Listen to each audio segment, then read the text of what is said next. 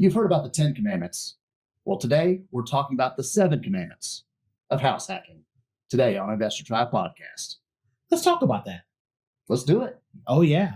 And today's episode is sponsored by us. You can find us on Instagram, X, Facebook, YouTube, Spotify coming really soon, and INV Tribe on everything. Follow us wherever you find podcasts today. I'm Milton Ali. And I'm Hampton Scurlock. And we want to welcome you to the Investor Tribe Podcast. Late night grind, got the cash in the flow. Flipping these dreams, what's the portfolio grow? Brick by brick, stacking wealth in the zone. Investor Tribe, obs where the hustle is home. Some things are just right, when it comes to house hacking, but there are 7 cardinal rules you need to follow.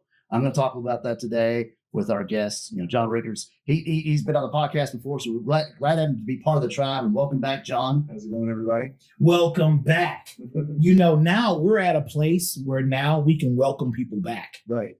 And I'm your first repeat, I think. So yes, you are our first repeat. So it was so amazing when you came the first time. We had to have you back. All the crazy stories, right? Yes. Keep them coming. Keep them coming. We are so glad to have had this many episodes that we can actually have you back. So we're definitely grateful. You're, you serve the tribe in a lot of ways in our private Facebook group. You can join that private Facebook group. You serve us at our meetups. And so it's super cool because you are, by trade, a loan officer. And so that's super cool. However, what people don't know, or you did share, but for the new people, that you got your start in real estate investing actually by house hacking. 100%. That's exactly where I got my start. I couldn't afford to buy a house. And to be honest, I don't think most people my age could have. But jumping into house hacking allowed me the ability to buy more house and kind of get ahead of everybody else. So are you speaking about that back then? Because it sounds like you're talking about today, which is the irony here, right? I would do it the same way today, whether it's today, 10 years ago, or 20 years ago, the answer still works the same way. It's never easy to buy a home. It's always hard. The thing is you just have to overcome whatever challenge the market is presenting at that time. When I bought the house, the market was crashing. My very first house was during the crash of 2008. And everybody told me I was an idiot because the house is going to crash. After those first 6 months, I was an idiot because that price crashed. But now the house that I bought for 130 grand is probably worth 360 grand. Ooh, and nice. I haven't paid for a penny of it. So, wow. See, that's amazing. So let's kind of bring everybody in. So what is house hacking? Sure. Let's kind of answer that question.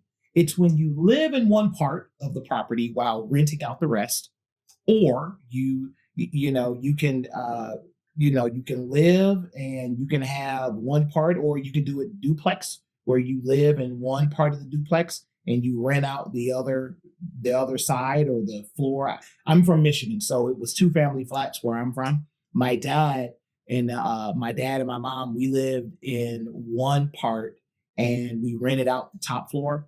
And then we would switch whenever my dad wanted to make a little bit more money because the bottom level was a little bit bigger. He would have us all live upstairs and he would rent out the bottom floor. Mm-hmm. And that was very interesting to say the least. Well, it's a good strategy, especially for first-time investors, because they can lower their cost of living, lower the cost of ownership. They can lower, the bills are split up from multiple people if your tenants or roommates are actually paying. That's something we'll get into a little bit up here today. But, I house hacked before, John did. I'm a little older. And I was house hacking before it was even a term. I never heard the term, but I bought a house while I was in college and then had friends and roommates, eventually a family member, move in, and we split bills. We had some wild and crazy, nights, as you can imagine, but a lot of good times. It taught me responsibility, how to fix things, the responsibility of being a property manager, which that can be a challenging part, is managing tenants, managing people you're living with. Tenants / roommates can present a certain, set of challenges. So we got stories on dealing with that and all kinds of people and different states of mind and different, levels of maturity because you run across all types in this business. But it was a great way. It was a great springboard for me to get a house, build up some credit, get a good price. John was saying appreciation went up, while I did this. I had, friends or family tell me it's crazy, or you're too young to buy a house. You can't afford a house. You're still in college and kind of thing. And it worked out, great, but it wasn't without its, trials and tribulations. But I would do it again if I was young in the same situation. I encourage others to do it as well, because it's a great way to get your first property and have other people help pay for it. So, 100%. so before we get to the commandments, I'm going to offer an alternative view. I don't think you said you would do it again. I don't think my wife would be down for that. No, if I was young again. So Go back okay. in So time, you're saying you're young because Yeah. because I did it as a kid. Like it was me, my brother, my mom, and dad, and we lived and we kept moving from one part to the next, and it was just stressful because you're like, oh man, I got to turn this house. The people tore up the house. My dad wasn't a help. Okay, he wasn't the best landlord. He didn't know how to get the right market rent, so he'll get a little frustrated. People had a hard time paying $200 a month back then, and he had to kick them out and evict them. All this stuff is in our front yard now. Sure. And so there's all this. So not everybody, it may not be for you if you have a family, but if you're unattached or you just don't have anybody, that could be the best situation, That, and you can get creative with the way houses are laid out and make a situation more for you than you think it is, right? Okay. So one client that I had that house hacked, they were a family, had the similar concerns. The wife was the one not having it. And I was like, well, what I did was I had a bi-level in J-Town that was effectively my first one that I house hacked was a bi-level. So it had kind of a top and bottom naturally to it. We put a little kitchenette in there and a divider and locked the door in between the top and the bottom of the house. The other family entered the back. They entered the front. The house was effectively a duplex, right? But they never actually crossed paths. They never saw each other. I paid for somebody to mow the lawn. They had to keep up with the outside like any other, rental would. But they never saw anybody, and they were able to access a lot more equity, a lot faster, and build a lot more personal wealth a lot faster because they rented out half of that house that they didn't necessarily need that. See, that's absolutely amazing. So the first commandment, thou shalt live where you invest, right? How do you do that? You choose a property that makes sense to live in and then rent out. That qualifies for single families, just like John was talking about. Also qualifies for duplexes, triplexes, and up to 4 units where you can literally live in one of the units and rent out the other units. Now, bear this in mind. Not all duplexes, not all triplexes, and not all 4plexes are created equal. The more units, up to 4, tend to be smaller individualized units. Sometimes triplexes have a really good mix of, it might be a 2-bedroom, 2-bath on one level, maybe 2-bedroom, 1-bath on the next level, and then maybe a studio up top. You want to really think that through. What do you guys think about some of your early house hacking? And I know you did a single family. What about some other types of property types? I mean, honestly, any property type that can be subdivided without a whole lot of work is going to work for you, right? This is where your creativity has to come involved because the bi-level worked well for me. Most guys my age in their 20s don't care about living in a basement. So I turned the basement into a bedroom. That was simple enough. The downstairs kid bedroom that was a little too small, okay, just rent it for a little cheaper. Find a guy that didn't quite make as much as the rest in the friend group and give him a little bit of a deal, right? There's 2 extra bedrooms upstairs. I use those accordingly and rent them out as well. No matter what the property is, it's more about finding a way to use it for what you want it to be used for than going in there and saying, well, this type of property is right or that type of property is right. I would encourage you to try to make a property fit what you want it to do when you're looking at them.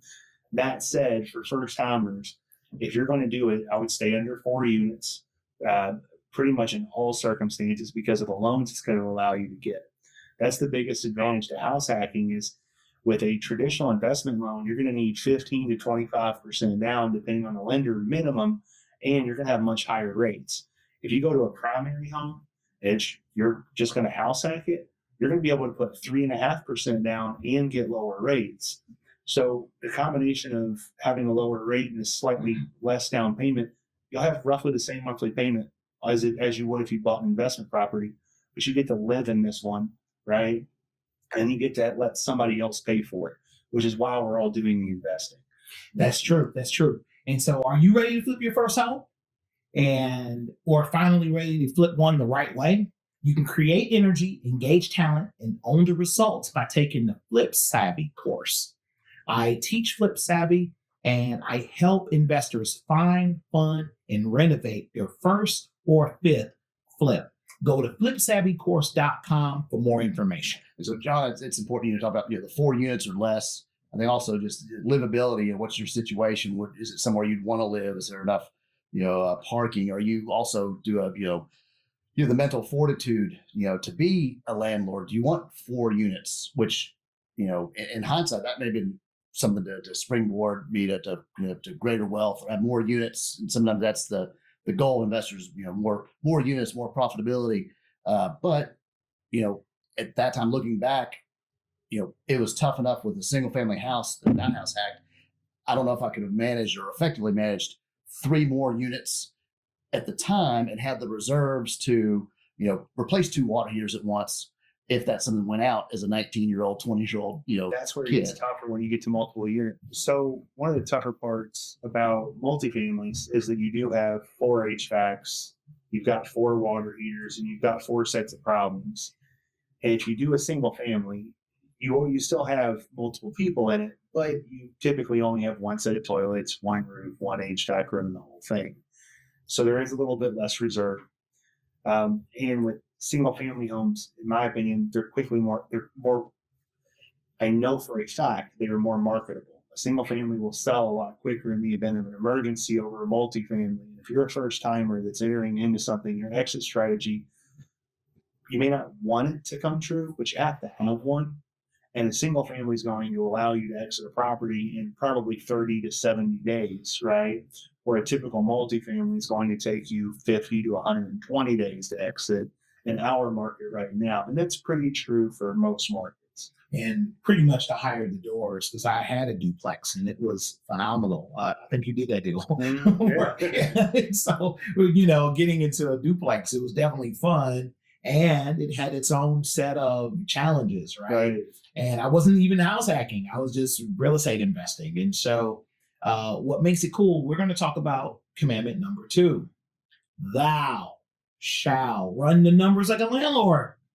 You're going to have to know different rental comps. You're going to have to engage talent from the Flip Savvy course. You engage talent to determine what's going to be best for you in your personal situation.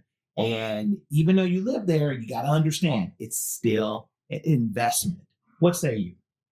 Yeah, you want to know what the rents are, what you have some vacancy, you need to build up some reserves. What's the ROI? That's when a lot of investors are doing this for the return on investment. Right. So it's there's a lot of things that factor in there.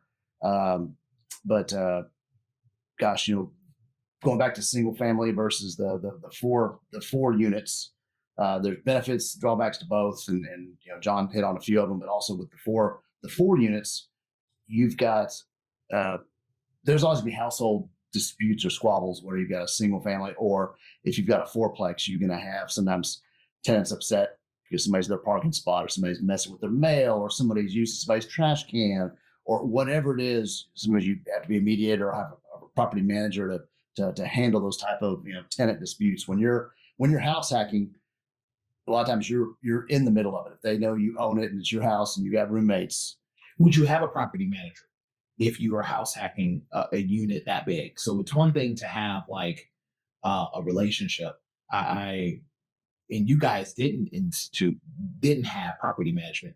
Would you have it? One of my clients has done it with a lot of success. That was how he did his first one. He gave it to a property manager. He paid the property manager too, because I practice the second bank account method, which is where like that house has its own bank account. All the rent goes in it, pays all the bills, and all that reserve just kind of stays there to do its thing. Whenever we were talking about him doing it, he didn't want to be the one to collect. He didn't even want the people in the house to really know that he was the owner. So he hired a property manager and they just rent it out like student housing. He pays in like everybody else does, and then he goes and collects his money from the business account at the end. That way he kept some level of privacy. I didn't personally do that. I liked everybody knowing that I owned it. I didn't have a problem sharing it. I was pretty cut and dry with everybody. I tried to make it incredibly simple, because what you learn with tenants is a lot of times, not all the times, but especially younger tenants, which is kind of what this is geared towards, they do not know how to do things like pay their bills on time yet, or keep up with electricity bills when they come due. So to a certain extent, if you're going to house act, you kind of have to make it simpler for your tenants, right? So like every time I ever billed them, they never got a bill for cable. They never got a bill for water. They never got a bill for any of that. It was, here's your one bill for everything, go away. We don't need to do math. We don't need to chase this down. So every time so the way you set up was all inclusive. So that made a lot of sense. Now, did it take some tweaking to get those numbers right? No, I just went high and then considered it. Because here's the thing. If I had, so I bought a house that had 4 bedrooms and a basement, and we effectively rented 3 of those bedrooms out, right? It doesn't really matter what I'd rented those rooms for. I was going to make money because I was living in there too. So the profit was kind of guaranteed. But what I tried to do is price it so that their situation was so good they couldn't leave, but so good they had to pay. So if everybody else was charging $600 a month to get what they wanted, I'd charge $500 and go, you can't leave. And this is cheaper than everything else in the market. So if you can't pay it, you can't afford to live anywhere else. And so, okay, so I guess where I'm driving at is just for the tribe, okay? Yeah. This is just for people to kind of have a clear understanding. You were able to analyze what that water bill was looking like, energy usage, incidentals, and be able to charge an appropriate rent for where you felt comfortable. No. Okay. Yeah. And so, I mean, what about you? When you were doing that? Well, I didn't have that foresight. So we were trying to split bills. So I had to do math every month. And I got a kind of a short, quick, funny story about that we had a similar thing, 4 bedrooms, 2 baths, rented out the rooms. And, I always had 3 roommates, sometimes 4, but most tenants and friends were, good roommates, paid the bills. I had an $80, gas bill. We'd split it up. Wasn't an issue. We did have one, tenant. I won't name him.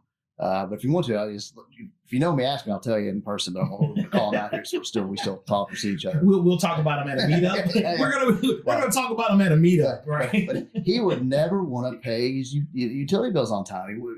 Rent was always slow. Didn't want to pay his utility bills. And I had another friend that was a couple years older, a little more mature. And he's like, I solved your problem for you one day. I solved my problem. He goes, yeah, I got, our deadbeat to pay the utility bills. I go, okay. And he goes, yeah, I just shut off the electric to his room. So he flipped the breaker off. And then he goes, and then he thought that it was just his room. So I turned it off to the whole house. So he didn't think it was just his room. He thought that we got it shut off for non-payment. And so he's come up with the money and he never wants to be without power again. So not that you can do that, but I had one roommate kind of put another roommate in check for me and solve that problem. But so running a business is hard. So it can be landlording. But you shouldn't have to be your editor, your actor, your brand strategist too. So our friends over at Bespoke Marketing, they can help you look good while you're doing what you're great at. Visit them at bespokemarketing.org. Bespoke Marketing, connections, tailor-made. So now back to the joys of yes. And so now we got to do commandment number 3. Thou shall know your tenants and lease type, right? It's so important to be able to screen your tenant and roommates, because these tenants are technically your roommates, and use written leases with clear boundaries and clear terms. And so I'm sure you guys, so John, it seems like you kind of did everything right. and you're the cautionary tale, right? I was the trailblazer. The trailblazer. Oh, that's I right. They was- didn't exist. It didn't exist So this is where before. I screwed up. This part's where I screwed up. Oh, okay. So what was some of the things that went okay with that, or what was, so you didn't have leases in place. I did after the first couple roommates did leases, and then if I had younger roommates or if they were still in college, or we did a parents co-sign on a couple of them, which was wow. great. Other than the time we had a roommate that the parent was an attorney and he co-signed, and then tried to withhold rent because his son broke a window and we want him to fix the window, and he didn't want to fix it because he was too drunk. He didn't remember breaking the window, and it was a whole issue. So, but we did get parent signatures, try to do it right, and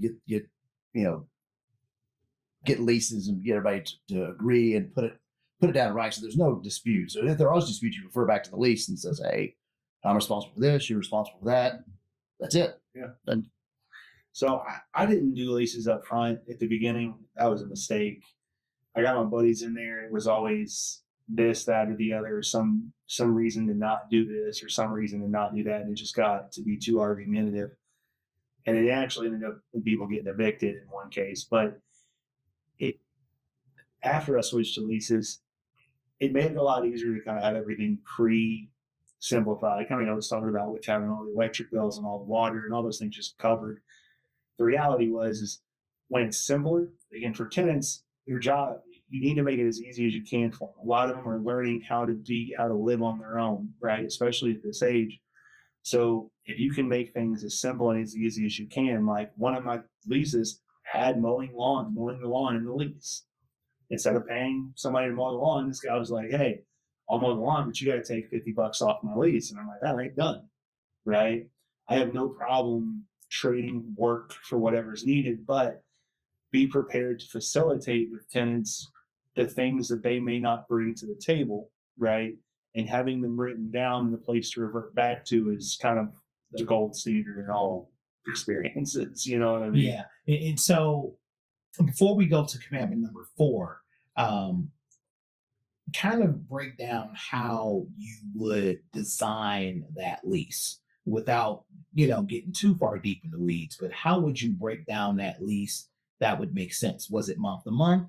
Was it short term? Was it long term? They were all month to month, and they were Okay. they all had to be a good behavior clause. Okay. Where if the majority of the household tenants voted them out, they had 30 days. All areas outside of their bedrooms were considered common, and that's how the lease was written. Any damage to the common areas would be done at market rate, at an emergency rate to fix it. So if anybody was to fix it, I was literally calling the most expensive person possible. So I kind of set that standard up front of, this is going to hurt you guys more than it hurts me. And I don't care. I can have you out in 30 days. You know what I mean? I was not afraid to do what Hampton did and turn off the power. If somebody wasn't paying, I'd just turn off their room. They're not the one paying the bill. The house still has electricity. They're more welcome to hanging out in the common areas, but their room would not have power. I also learned in a way to deal with tenants. Sometimes you just got to speak your language. A lot of them don't have money sometimes, but they do have things. And so I'll tell you now, I took more Xboxes and PlayStations and video games. I took a car in from somebody. I took a Mercury Mystique in from somebody for $1,200. He was behind 2 months, and he had this car that ran, and it was a spare car. And he's like, "We just take the car." And I'm like, "Done." I took the car to CarMax. They gave me $1,800 for it. It was a win across the board. Wow. Solving problems, creative solutions. That's what we Creative love. solutions. But that's the thing is tenants. A lot of tenants, especially young tenants, don't know those things yet, and those are the motions that they're naturally going to go through of learning that pawning your Xbox is expensive. But if you don't plan to pay your rent, that's probably what you're going to have to do. Me simply saying, "Hey, I'll hold your Xbox until payday, but you're also going to pay a late fee for it," right? To me, that just made sense. So I just put it in my room, lock the door, and call it a day. Was it fun to do it? No. But in the house where it's a bunch of guys hanging out, taking away the video game console that's in the living room, everybody comes home and says, "Where's the console at?" And they go, "Yeah, well, Zach didn't pay his rent this month, and so it's been locked away." All of a sudden, people's pride's on the line, Or and they people start figuring out how to solve problems on their own. all of a sudden, right? So it's helping them along to a certain extent. You know, you're not doing anything. You know, you're not putting them out in the cold or anything crazy, but you're making sure that you're making it easy for them and a profit for yourself. And hopefully they learn, you profit, everybody goes on about their business, right? That's awesome. So commandment number 4, all right? And thou shalt use smart financing. It's super important. And you can even get with my buddy John. He can kind of help you navigate that, right? There's FHA, where you can put a minimal down payment of 3.5% down. There's other types of loan products. If you are a veteran, you can use the VA loan product if that works best for you, right? So you want to consult a great loan officer that can help you navigate those options. And there's other types of options where you can even have a conventional for maybe 3 to 5% down. Whatever works for you, you want to get with someone who is a competent loan officer that can help you navigate all that. And owner-occupant financing also provides leverage. So you could do a situation where you take your cash and just let the owner carry the note for you while you live there. That's also called contracted deed in some circles. Again, you may want to have great representation like a real estate agent, or you want to speak to a real estate attorney to kind of help you navigate that entire process. How did you guys buy your first properties or a house that you house hacked? How did you guys pay for it? Mine was pretty quick. I found a house for sale next to campus, and then I went and talked to a bank, and they basically laughed at me and said, "You barely have any credit. You're in school. You know, you got a free ride, but you got a part-time job. You no other assets. So no, we can't give you a loan." I was like, "I'm going to make this, and I've got these plans. I'm going to be a millionaire by the time I'm 30." Like, "You're 19. Shut up. Get out. Don't let the door hit you on the way out." And so I called the bank of mom and dad. I was like, "Dad, what do you think about if we bought this house and you co-signed for it? Said I could live there. I could rent out the rooms. We'd make a little bit of money. It's a good deal." This old lady selling it, she liked me because I would take care of, help out with the dog, and she lived next door. So we got a good deal on the house. And then when I could pay him off or put the loan in my name, I was able to do so through a first-time homebuyer program. Which the thing you didn't mention, there's maybe down payment assistance programs or loan forgiveness or different programs out there to help you as an owner occupant. So talk to your lender, talk to your realtor about that stuff. But the bank of mom and dad helped me out until I was, until I had a first job, and then I could sign things over. See, I love that. The Investor Tribe podcast today is brought to you by Liberty Mutual. And managing real estate can be complicated. Get that one thing off your plate by calling our great friends at Liberty Mutual. You can provide a code that's Milton Ali KY, that's Milton Ali, Kentucky, 444-689. And you can call them at 1-800-266-0644, Liberty Mutual, for their insurance. Right. The bank of mom and dad, the rate was, was worked out well. They got free room board for me and one of their children. I got to build up some equity and a lot of experience, managing properties, not knowing what I was doing. But what about you, John? How did you get the financing for your first property? Well, I used to be Insight, and then it was Charter, but it's like our local cable company, right? And I worked night shift because night shift paid an extra $3 an hour. And so I went and got an FHA loan, and one of my other buddies that worked with me at Charter, been a longtime friend, we bought the house together. He took the basement initially, and I took the upstairs room. We were going to rent all the rooms out in between.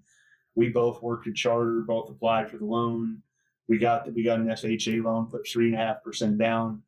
I took out a loan against my car for my portion with 3.5% because you can borrow from anything that's your asset. So I had a paid off Dodge. wasn't very nice, but I was able to take out, I think, $4,000 or $5,000 loan for my side of the down payment. I put that down. He put his down. We bought the house and moved people in. The first thing we agreed to do was pay off our down payment, where we got our down payments back out of all the rents. And then as soon as we had that, we tried to get a 6-month reserve in the house. And around that time, he got deployed. And he's like, man, I got a dip. And I was like, I can buy you out of it. And I think I gave him a couple grand from the reserve fund that we had. And I was like, this is, all I've really got situation on it. And I took over from there. He got deployed, and I kept ripping out and going on from there. Wow, that's interesting. And so, commandment number 5. All right, thou shalt plan for an exit from day one. It's so important. Will you cash flow it as a rental, or will you refinance and try to move on? And do you have a long-term plan? And what's an exit strategy? And so, what was you guys thinking behind this? Was there an exit strategy to get out, or was this more of a problem that you were just like, okay, great, I got a house? It seems like you guys went into it with some form of plan, but how did it work out, or how did you feel like, okay, this is going best for us? I never planned to sell. My exit strategy was to stay in until the bottom went off. The way I've always understood real estate, they're simply not making more of it, right? And as long as you have it, it's pretty well eventually going to go up in value. Now, it's going to have its peaks and its valleys, but if you hang on to it long enough, it will eventually end up. So what my exit strategy was more so, how do I stay in the pool without going under? And that's why I was house hacking.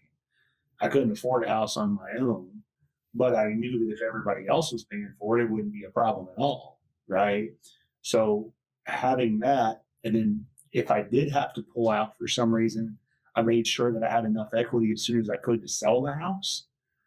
But other than that, I don't plan to sell, because I don't believe that selling real estate it's almost never the best idea if you're looking at long-term gains. And at my age, at that time frame, I had nothing to lose and every opportunity for it to go up. Mm-hmm. You know what I mean? The market's supposedly crashing right now, and I have to have somewhere to live anyway. What's my downside to moving into a place and renting out the rooms to my friends? I didn't have a plan when I bought my properties. It's a good deal, cash flow, and I thought, that being right by a campus, I can just keep renting this out to college kids forever. They're gonna, pay. They've got money. It's a good location. I was charging a lot less than what the school was charging, for room or board. And I was very fortunate. It was a good location. It went up in value. I kept it for several years. Had roommates, and then when I went into business and went independent as a financial planner, this property actually had a business zoning.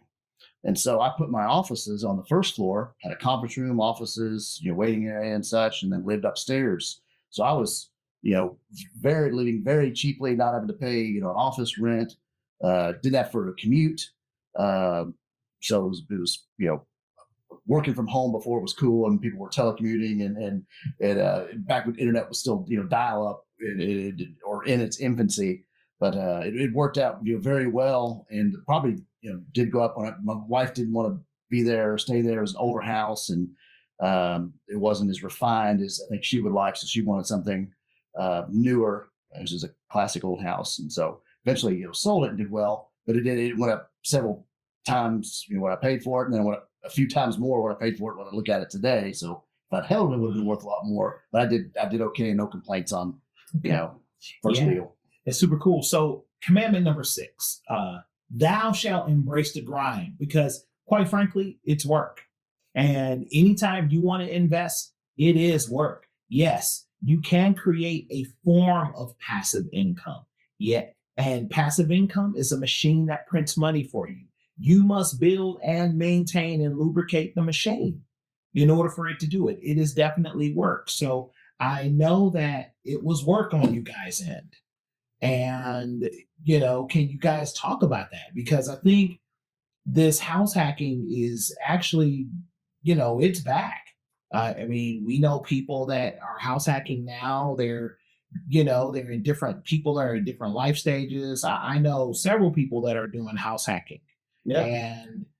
and it's part of the work that goes into it because you are the property manager, Right. which means you are the plumber, you are the electrician, you are the landscaper, you are the cleanup guy. I mean, you are. How did you guys manage all of that? Because it wasn't like you also had a job, No. right? The thing is you figure it out when it comes. And I know that sounds like a cop-out answer, but you don't know that anyway when you buy your first house. You don't know what to do when the sink overruns, whether there's 4 people in the house or there's 2 or 1. It's irrelevant. You're going to learn on the fly.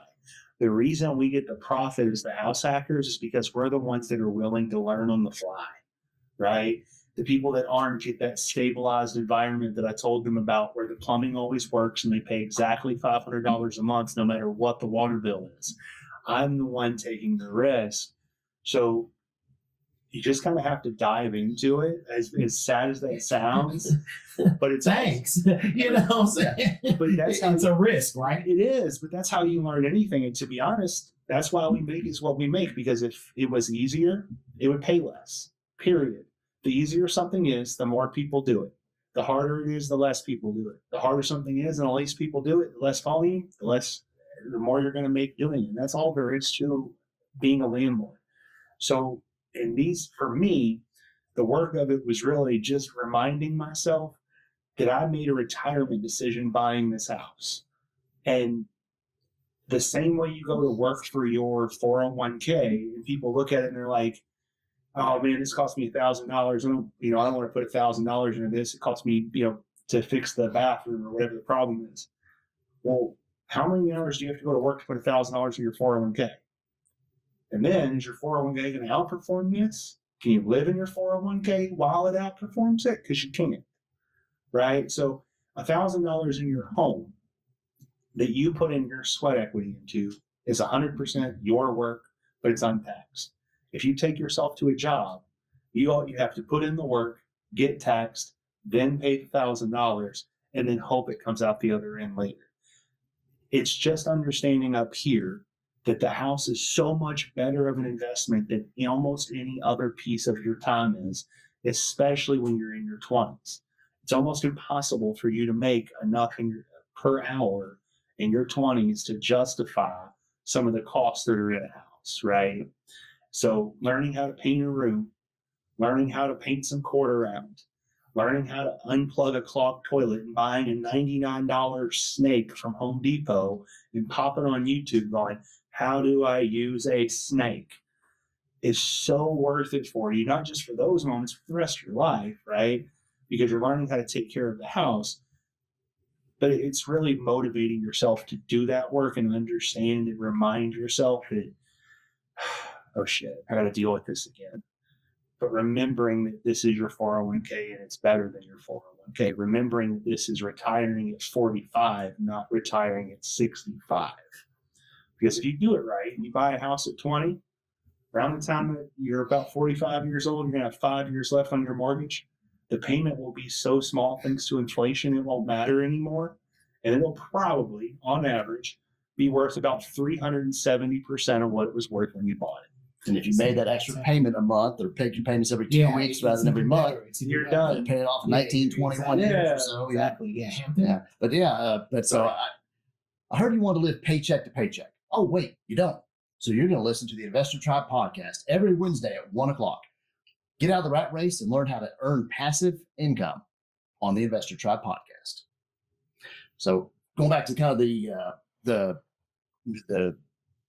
awkwardness, and something you learn how to fix things sometimes because you don't want to pay somebody else to fix it. You don't pay a plumber $400 to fix a leak. So you go there at night when everybody's sleeping and nobody's using the shower, and you get a pipe wrench and you fix things, and maybe you fall asleep there and your roommate wakes up and is peeing and you startle and he's like, what are you doing? We're gonna fix them. That sounds oddly specific. It's oddly specific, and so does that sometimes you'll have a random person crash on your couch, guy or girl, sometimes clothed, sometimes semi-clothed, sometimes That not. happens so much. It does. And you're like, who does this person belong The to? amount of random humans that stayed in my house over the years became a running gag because we had this downstairs couch that was just like a crash couch, right? Because we were kind of a bunch of frat guys anyway, a bunch of 21-year-olds.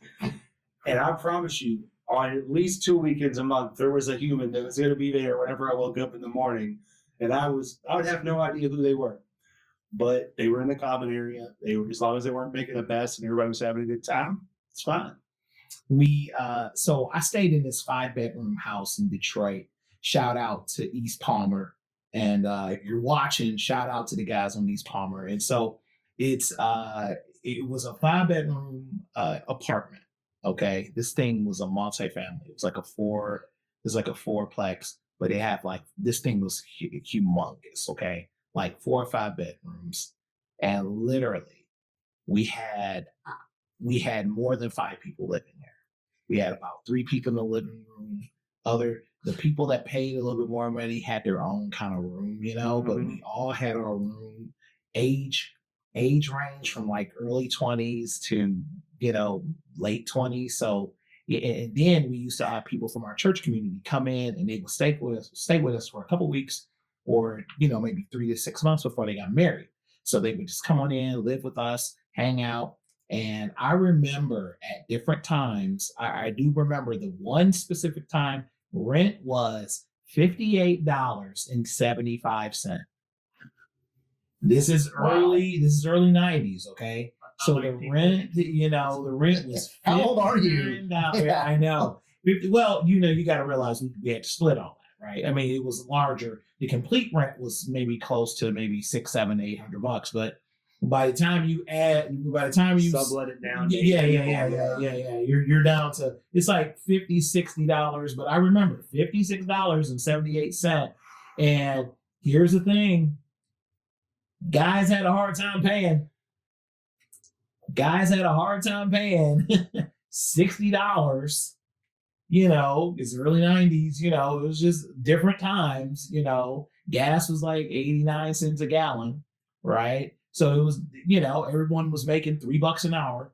So it's just really difficult, right? And so we're going to get to the last commandment here. Thou shall stack and do it again and again and again and again, right? Grow your portfolio in this type of way. You may only be able to do 1 or 2 before you become more traditional in your investment path. However, take advantage of this. And so when we're thinking about talking to folks that are young, even if you're a family, you can do this as a family. A couple of families could come together and buy a duplex. One family lives in one family lives in the other, and you can manage that in a very smart way in order to build wealth. And I think that's pretty much the word of the day. Like, let's figure out how to help other people do that and house hack. And it's a way to build wealth. It is a way, and maybe you don't even have to have roommates. I'm not sure if this qualifies as a house hack, but my wife and I did this after we got married. We lived in the house for a bit and then sold it. And since we were married, you could exclude the capital gains, and we lived there 2 out of the last 5 years. We're not attorneys, we're not CPAs, we're not giving tax advice, but as of the day of this podcast, this is still in the tax code. So you could buy a house, fix up, live there 2 out of the last 5 years and exclude $250,000, $500,000 worth of gains, and then move to the next house.